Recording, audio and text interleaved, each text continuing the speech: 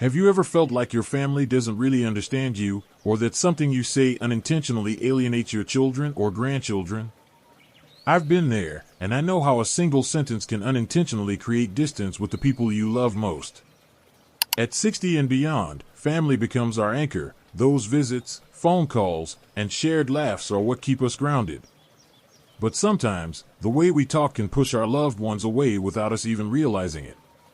Today, I want to share 5 sentences that seniors should avoid to keep family close, along with better ways to say what you mean, so your home stays filled with love and connection.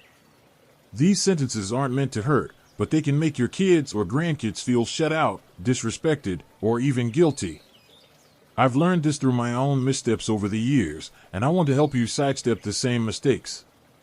In this video, we'll go through each sentence, unpack why it stings, and find words that build bridges instead of walls.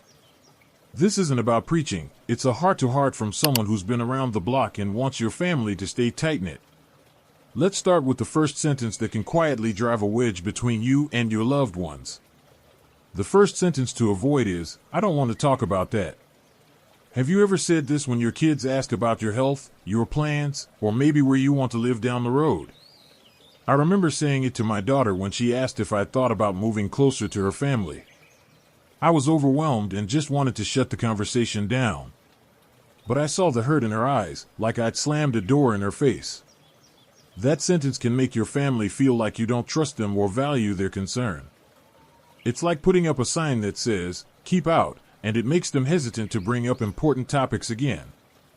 Instead of closing the door, try delaying the conversation gently. You could say, "Honey, I'm not ready to dive into that right now, but can we talk about it this weekend?" This shows you're open to their thoughts, just need a little time.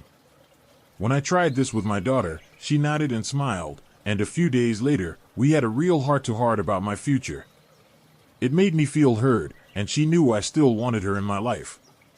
That small shift turned a moment of tension into one of connection, and it's something you can do, too. The second sentence to steer clear of is, "You wouldn't understand." This one often slips out when you think your kids can't relate to the challenges of aging, like the frustration of slowing down or worrying about your health. I said this once when my son suggested I try a new app to track my doctor's appointments. I thought he couldn't possibly get how hard it was for me to adapt to technology. But that sentence shut him down, and I could feel the gap widen between us. It's like saying their perspective doesn't matter, which can make them feel dismissed or disconnected. Instead of building a wall, share how you feel and invite their help. Try saying, "I know you're trying to help, but tech feels tricky for me. Could you show me how this works?" This opens the door to teamwork and shows you value their effort. When I said this to my son, he sat with me, patiently walking me through the app. We ended up laughing over my fumbles, and I not only learned something new but felt closer to him. Those moments of learning together are what make family bonds stronger, and they start with the words you choose. The third sentence to avoid is, "I'm too old to change." Have you ever said this when your kids or grandkids suggest trying something new, like joining a book club or using a video chat app to stay in touch? I said this once when my granddaughter wanted me to try a senior dance class at the community center. I thought I was too set in my ways to start something new, and the words just slipped out. But I saw the disappointment in her eyes, like I was shutting down not just her idea but our chance to connect. That sentence can make your family think you're closed off, which makes them less likely to share their ideas or invite you into their world. Instead of saying you're too old, show you're open to trying, even if it's just a small step. You could say, "I've never done that before, but I'm willing to give it a shot. Can you help me get started?" This invites them to be part of your journey and shows you value their suggestions. When I said this to my granddaughter, she lit up and signed us both up for the dance class. I wasn't exactly Fred Astaire, but we had so much fun tripping over our feet together. Those classes became our special time, filled with giggles and memories I wouldn't trade for anything. It reminded me that staying open keeps you young and keeps your family close. The fourth sentence to watch out for is, "You don't care about me." This one can cut deep, especially when you're feeling lonely or overlooked. I said this to my son once when he was swamped with work and hadn't visited in weeks. I just wanted him to know I missed him, but those words came out like an accusation.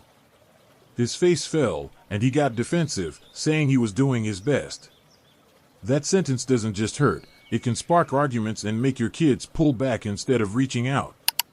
It's like pushing them away when all you want is for them to come closer. Instead of blaming, share your feelings honestly and invite connection.